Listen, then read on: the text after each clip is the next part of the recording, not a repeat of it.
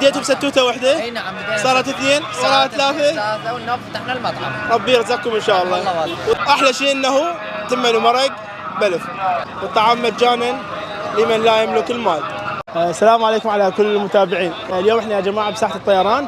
هسه هذا السوق اللي دخلناه اللي هو سوق البالة، متوجهين على مطعم شعبي. طبعا اول مره زيارتي تكون بهذا المكان، اول فرع اللي يبيعون الملابس العسكريه اللي هو مطعم حمودي. هسه مثل ما شفتوا يا جماعه هذا الشارع اللي هو يبيعون طبعا الزي العسكري اللي هو هذا مطعم حمودي. اي نعم. السلام عليكم. عليكم السلام. رضا حبيبي شلونك؟ شو اخبارك؟ الله يحفظك. يعطيك الصحة والعافية.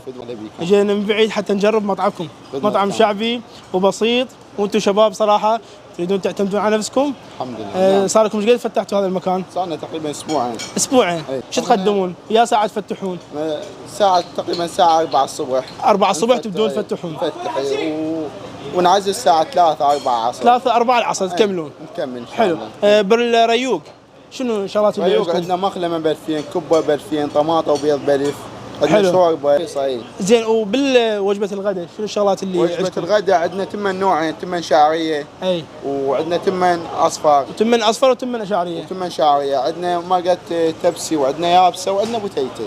3 انواع مرق. وعندنا بامية. وبامية. أيوة. 4 انواع مرق ونوعين تمن. وعندنا قوزي.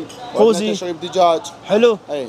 يعني عدة تنوع كلش حلو. متنوعات ان شاء الله. اسعارهن ايش قد؟ كتمن مثلا تمن ومرق. عندنا تمن ومرق نوع واحد ب1000 ونص. وتمن ومرق نوعين ب2000. عندنا تمن ومرق نوعين وفخذ دجاج. اي. 3000. زين. 3 انواع مرق، نوعين تمن، فخذ دجاج ب6000. حلو. عندنا صينية 3 انواع مرق. اي. فخذين دجاج 8000. وعندنا صينية عرض نوعين تمن، 3 انواع مرق، فخذ دجاج، نص نفر لحم، 10000 دينار. حلو. اسعارنا حلوة ومناسبة. يعني من 1000 ونص يبدي لل 10000. وعندنا توصيل مجانا. توصيل مجاني المجاورة. كل المناطق القريبة على ساحة الطيران. اي توصيل مجانا. توصيل مجاني. اكثر الناس اللي يجون بهيج مطعم شعبي، ناس الفقراء، الناس الكسبة، اصحاب المحلات اللي يجون فعلا.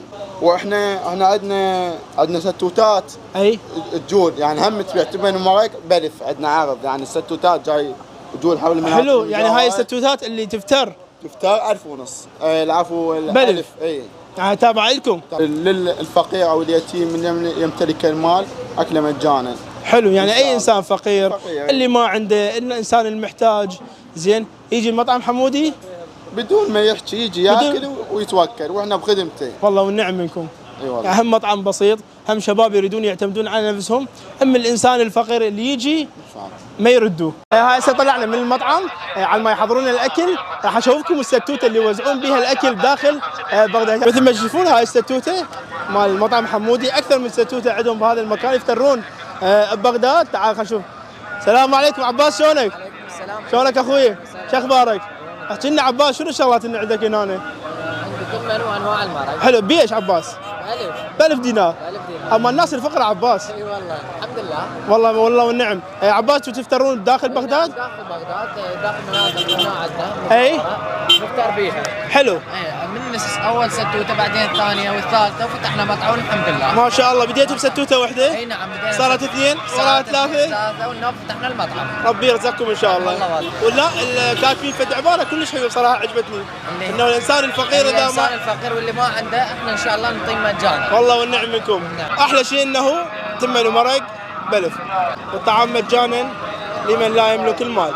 وهسه يا جماعه بعد ما كملنا جولتنا بداخل مطعم حمودي، مثل ما شفتوا نزلنا هاي الصينيه اللي بيها لحم وبيها دجاج وثلاث انواع مرق، مقبلات، وهمين صمون ومي. كل هذا ب 10000 دينار. بالنسبه نوعيه اللحم هسه مثل ما نعرف انه صايره شكوك على اللحم والهوسه اللي صايره. هذا اللحم اللي يستخدموه لحم كله غنم عراقي. هسه راح نبلش بهاي الصينيه الرهيبه. قلت لهم نزلوا لي هاي الصينيه وبيها، لان هسه اكيد بيها نوعين تمن. نبلش ونقول بسم الله. باح. والله يفوتكم الاكل.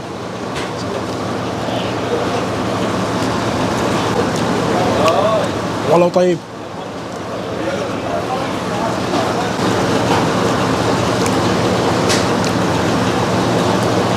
اول مره احنا نجي بهذا المطعم، اول مره نزور هاي المنطقه، بس ان شاء الله اكيد مره جايه همينه راح نجي نزور هذا المطعم، شوف ذا اكو تطورات جديده، بس بصراحه طعم كلش ممتاز. من الشغلات اللي نحبها دائما ويا الغداء البيبسي لازم يكون موجود. احلى شيء بصراحه من نزور المناطق الشعبيه، الناس البسطاء اللي يجون هنا، اهل المحلات، يجون الناس الكسبه اللي يشتغلون، اهل العرباين، زين، هنا الناس الطيبه الموجودين بهذا المكان. من تيجي تقعد بمطعم بسيط تاكل لك لقمه حلوه وبسيطه، خصوصا اذا كانت من ايادي شباب يريدون يطورون نفسهم، ينجحون. هذا اللحم زين شيء ولا اروع.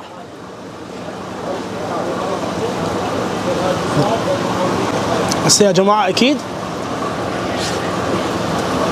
ممكن نعرف شلون خلينا نكمل الاكل ونقول لكم اكيد بحلقه جديده، نلتقيكم بمكان جديد ومطعم جديد ان شاء الله. نشوفكم بحلقه جديده. في امان الله، اخوكم محمد البرنس.